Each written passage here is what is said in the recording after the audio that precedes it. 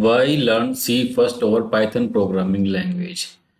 एक generally question आजकल बहुत पूछा जाता है, न्यू कमर्स के बीच में रहता है कि हमें सबसे पहले सी लैंग्वेज क्यों सीखनी चाहिए पाइथन के बजाय। जबकि स्कूल्स के अंदर तो आजकल पाइथन को कवर करते हैं, और जब हम बीटेक करने के लिए जाते हैं तो वहाँ पे सबसे पहले सी पढ़ाई जाती है। एक्चुअली सी को सीखने का कुछ इंपॉर्टेंट रीजंस होते हैं।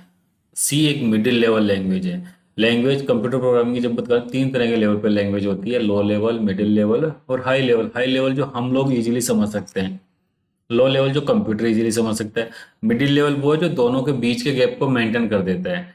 तो कंप्यूटर की फंक्शनलिटी कैसे काम करती है, ये आपको सी लैंग्वेज के थ्रू बहुत इजी तरीके से आइडेंटिफाई हो जाती है। आप कंप्यूटर की बेसिक फंक्शनलिटी के साथ में फेमिलियर हो जाते हैं अगर सी आपको अच्छी तरीके से आती है तो।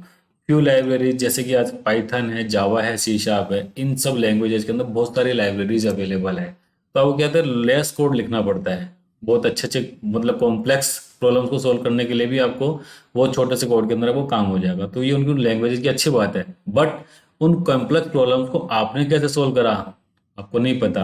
वो लाइब्रेरीज उसके अंदर थी, वो आपने यूज कर लिया। बट सी के अंदर ऐसी फंक्शनलिटी नहीं है, तो सी के अंदर सारा कोड आपको खुद को लिखना पड़ता है। फंडामेंटल ऑफ कंप्यूटर प्रोग्राम, एक कंप्यूटर प्रोग्राम की एग्जीक्यूशन कैसे होता है, अगर ये आपको जानना है तो वो सी लैंग्वेज के थ्रू जान सकते हैं, क्योंकि C is the nearly to binary language और low level language.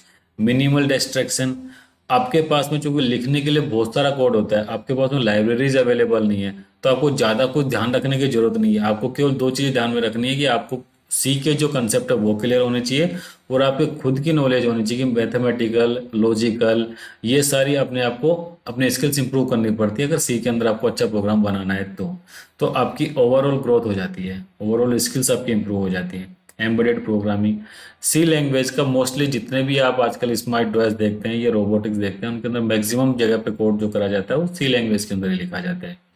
Improve logical and analytical skills, जैसा कि हम ऑलरेडी डिस्कस कर चुके हैं कि सी के अंदर लाइब्रेरीज कम होती हैं, आपके पास ऑलरेडी रिटन प्रोग्राम्स बहुत कम होते हैं, तो आपको खुद को अपने प्रोग्राम्स बनाने होते हैं। जब हम खुद कॉम्प्लेक्स प्रॉब्लम्स को सोल्व करने के लिए खुद के अपने ही कोड लिखेंगे, तो ऑब्वियस सी बात है हमारी लॉजिकल एंड एनालिटिकल स्किल्स अपने आप इंप्रूव होंगी। अगर आप में फंसते भी हैं तो सी के अंदर आपको कोई इलाज नहीं, खुद को ही आपको सोल्व करना होगा। आपके पास में लिमिटेड स्कोप होता है उसके अंदर प्रोग्रामिंग करने का।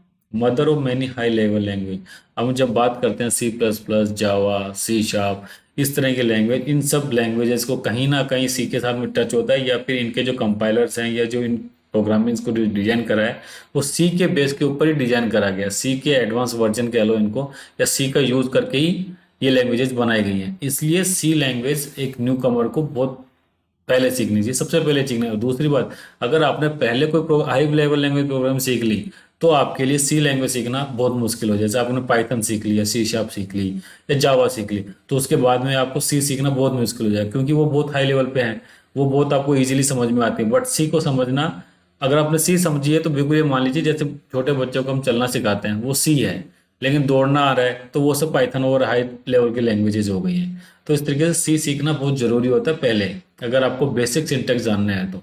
सी के जो सिंटेक्स होते हैं उन्हीं सिंटेक्स को हाई लेवल के अंदर जनरल सी शार्प एंड जावा जैसी प्रोग्रामिंग्स है, वो सी के जो बेसिक कंसेप्ट हैं उन्हीं को लेकर के आगे बढ़ती हैं।